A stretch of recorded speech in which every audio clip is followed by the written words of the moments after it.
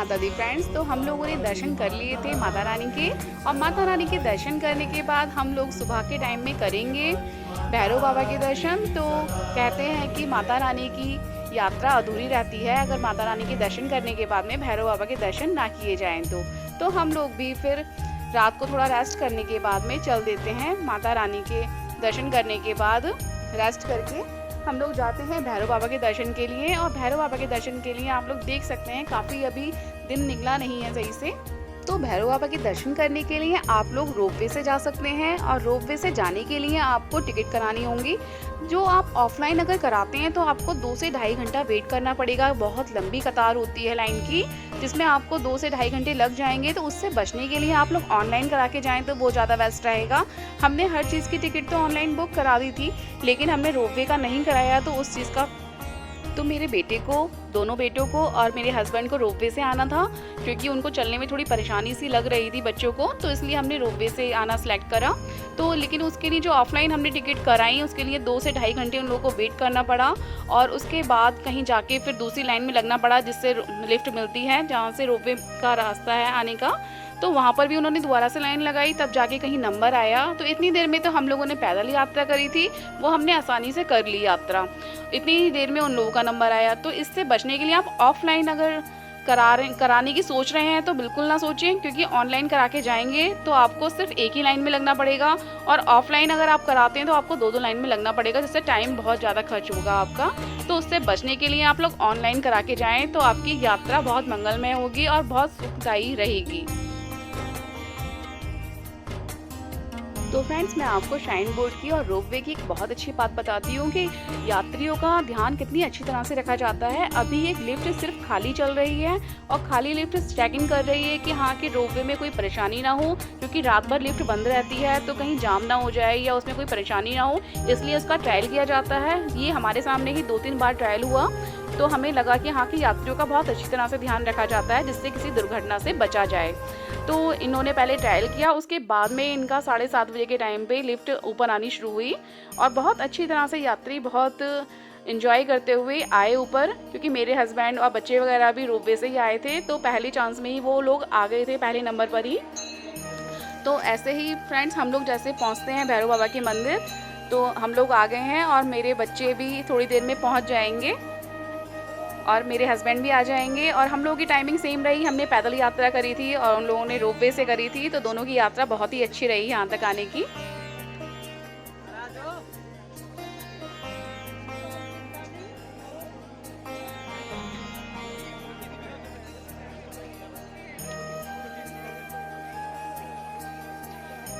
तो फ्रेंड्स, हम लोग आ गए थे भैरव बाबा, और सामने मंदिर था, और आप देख सकते हैं यहाँ लंगूर बैठे हैं, और भाई ये तो बहुत ही शरारती लंगूर हैं। लोगों के प्रसाद की थैली ऐसे ही उठा के लेके जा रहे थे हाथों से छीन कर। आप लोग देख सकते हैं माता रानी के दर्शन यहाँ से खड़ी होकर सामने से दिख रही है। माता रानी का भवन दिख रहा है और बहुत सुंदर लग रहा है, और सामने भैरव बाबा का मंदिर है। और जो यहाँ का व्यू था वो तो देखते ही बन रहा था, बस मन कर रहा था कि बस यहाँ की पहाड़ों की सुंदरता में खो जाएं और इनको देखते रहें। तो हमने बहुत सारी सेल्फी खींची अपनी, और थोड़े से फ़ोटो कलेक्ट करे, और उसके बाद में हमने थोड़ी रील्स बनाई, और रील्स बनाने के बाद में माता रानी को हमने प्रणाम किया। और माता रानी के भवन को देखकर जो हमें बहुत अच्छा सा अनुभव हो रहा था, बहुत सुकून सा मिल रहा था, तो वो सब हमने एंजॉय करने के बाद में, थोड़ा रिलैक्स होने के बाद में, फिर हमने भैरव बाबा का प्रसाद चढ़ाया, क्योंकि उसकी लाइन भी काफ़ी लंबी लगी हुई थी। तो थोड़ी देर हम लोग यहाँ पे रिलैक्स करते हैं और इन्जॉय करते हैं यहाँ की सुंदरता को। तो आइए फ्रेंड्स, मैं आपको दिखाती हूँ कि भैरव बाबा की आरती यहाँ पे किस तरह से होती है। ढोल नगाड़ों की आवाज़ अलग ही गूंजती है, और वो आरती की स्पेशल बात क्या है कि भैरव बाबा की जो आरती होती है वो भैरव बाबा के लिए तो आरती होती ही है, लेकिन वो माता रानी के भवन की तरफ रुख करके, मतलब उनका जो सारा डायरेक्शन होता है भैरव बाबा का, वो जो आरती हो रही है वो माता रानी के भवन की तरफ रुख करके हो रही है, क्योंकि माता रानी की आरती की जा रही है। तो वो कहते हैं ना कि हाँ कि माता रानी की यात्रा अधूरी है भैरव बाबा के बगैर। तो इसलिए भैरव बाबा के द्वार पर भी जब आप आएंगे तो वहाँ पर भी माता रानी को ही पूजा जा रहा है एक तरह से। तो आप लोग भी मेरे साथ साथ भैरव बाबा की आरती में शामिल हो जाएं। तो अब हम प्रसाद चढ़ाने के लिए जा रहे हैं और आप लोग देख सकते हैं कितनी भीड़ लगी हुई है, लाइन काफ़ी लंबी है और यहाँ लंगूर इतने बैठे हुए हैं, बहुत सारे लंगूर बैठे हैं और हमारे सामने ही सामने उन्होंने प्रसाद चुरा लिया।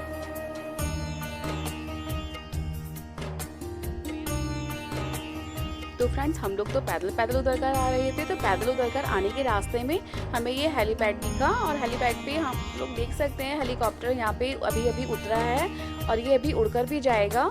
तो हम लोगों को यहाँ पे देखने कर बहुत अच्छा लगा कि यहाँ के हेलीकॉप्टर हम लोग उड़ता हुआ देखते हैं। सब लोग बचपन से होता है ना क्रेज़ कि हाँ के हेलीकॉप्टर कब आ रहा है। अगर छत के ऊपर से भी गुजर के कभी जाता था तो हम लोग बहुत अच्छी तरह से देखते थे उसे।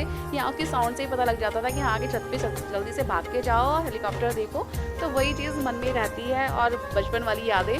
तो आज हमने सामने से देखा तो मुझे बहुत अच्छा लगा देख कर।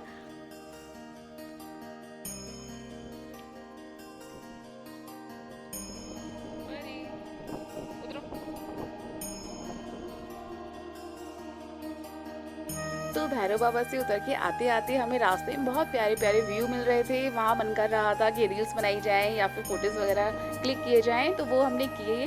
और यहाँ उतर के आ रहे थे तो कुछ कभी कभी रास्ते में हमने सीढ़ियाँ भी ली, क्योंकि सीढ़ियों वाला रास्ता थोड़ा सा छोटा पड़ रहा था, क्योंकि उतर के आने के लिए तो सीढ़ियाँ लेना बहुत अच्छा है। तो ऐसे ही यात्रा करते करते उतर के आने में हमें पड़ी सांझी छत। तो सांझी छत पे हम लोग आ गए थे और ये कटरा यहाँ से अभी 9 किलोमीटर है और अर्धकुंवारी अभी 3 किलोमीटर है यहाँ से। तो हम लोग थोड़ा सा रिलैक्स करते हैं यहाँ पर और थोड़ा सा व्यू देखते हैं। और हेलीकॉप्टर यहाँ से आ रहे थे जा रहे थे तो हमने उसको भी एंजॉय किया। तो आइए आप लोग भी मेरे साथ यहाँ का सांझी छत का व्यू एंजॉय करें।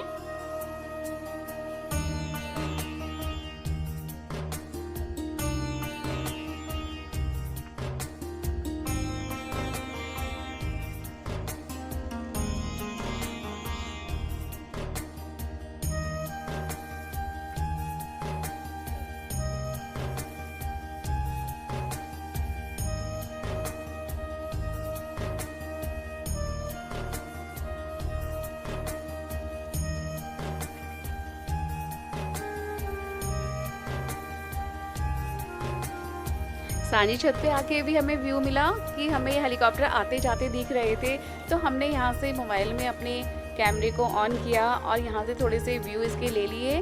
तो बहुत अच्छा लग रहा था। अब मैंने इसको थोड़ा सा जूम किया और हेलीपैड पे हेलीकॉप्टर को उतरते हुए दिखा रही हूँ मैं, और ये बहुत अच्छा लग रहा था। ऐसे ऐसे पॉइंट जब आ रहे थे तो हम लोगों ने कैप्चर करते हुए चले हम, और बहुत अच्छा लग रहा था उतर के आते हुए। थोड़ा सुकून भी मिल रहा था कि हाँ धीरे धीरे हम लोग नीचे जा रहे हैं, उतर के हमारी यात्रा पूरी होने वाली है।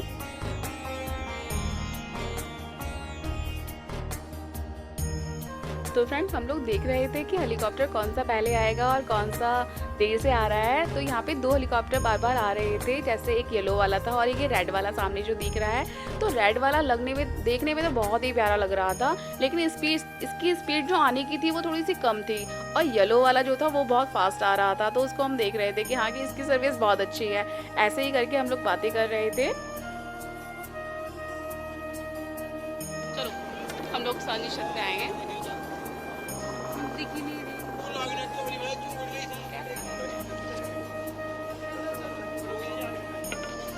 धूप लगी तो बहुत है इसकी। तो फ्रेंड्स सांझी छत से जब आप ऊपर जाएंगे आप तो नीचे रास्ते में पड़ेगा आपको प्रसाद भवन, और यहाँ पे हलवा चने का प्रसाद बहुत टेस्टी है और बहुत अच्छा है, जो शाइन बोर्ड की तरफ से रखा गया है। और प्रसाद ग्रहण करके आप लोग जरूर जाएं। शाइन बोर्ड ने भैरव बाबा मंदिर पर भी प्रसाद की व्यवस्था बहुत अच्छी कर रखी है। जो भंडारा वहाँ पे चलता रहता है लंगर, तो वो हमने खाया था। और यहाँ पे आके हलवा चने का प्रसाद भी बहुत टेस्टी था। और आते आते हम लोग आ जाते हैं शैलपुत्री भवन के पास। यहाँ पे अर्धकुंवारी आ गई है, और अर्धकुंवारी में आकर आपको जो रास्ता दिख रहा है, क्योंकि हमने जाते टाइम पे अर्धकुंवारी नहीं गए थे, हम लोग आते टाइम पे अर्धकुंवारी आए हैं। और अर्धकुंवारी आकर आप लोग जो रास्ता लेते हैं जाने के लिए यात्रा के लिए, वो देख कर जाएँ आप ज़रूर। तो हम लोग आ गए हैं अर्धकुंवारी, क्योंकि यहाँ पर जो अर्धकुंवारी से रास्ते कट रहे हैं माता के भवन जाने के लिए, एक तो जाता है हाथी मत्था होते हुए, तो वो चढ़ाई बहुत डिफ़िकल्ट है। उस रास्ते को आप सिलेक्ट ना करें। आप लोग नया जो ताराकोट वाला रास्ता है, उधर से जो सामने गुफा दिख रही है, ये इस गुफा से होकर एक रास्ता जाता है जिधर से बैटरी कार्स निकलती हैं। वो रास्ता अगर आप माता के भवन जाने के लिए लेंगे तो वो रास्ता बहुत अच्छा है और साफ़ सुथरा है बिल्कुल। उधर घोड़े वगैरह नहीं चलते हैं, ओनली बैटरी कार चलती हैं और यात्री चलते हैं। तो माता के भवन जाने के लिए आप लोग ये वाला रास्ता अगर लेते हैं तो आपको यात्रा करते हुए बहुत इंजॉय करने वाले हैं और बहुत ही अच्छी तरह से आप लोग माता के भवन पहुंच जाएंगे।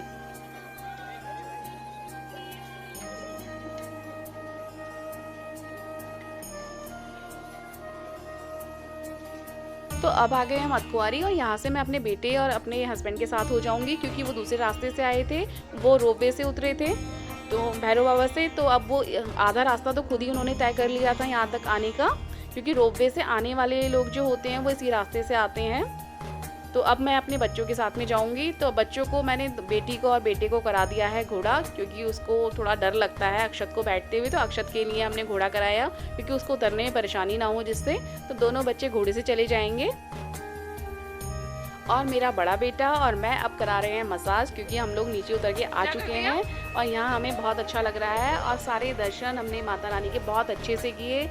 तो अब हम लोग भवन से निकल कर आ चुके हैं और यात्रा भी पूरी हो चुकी है। तो जय माता दी फ्रेंड्स, मेरे नए ब्लॉग को ज़रूर देखें, उसमें मैं रघुनाथ टेम्पल आपको दिखाऊंगी और रघुनाथ टेम्पल में हमने कैसे कैसे दर्शन किए हैं। और मेरे चैनल को सब्सक्राइब करना ना भूलें नए हैं तो, और बेल आइकन को ज़रूर क्लिक करें। Thanks for watching.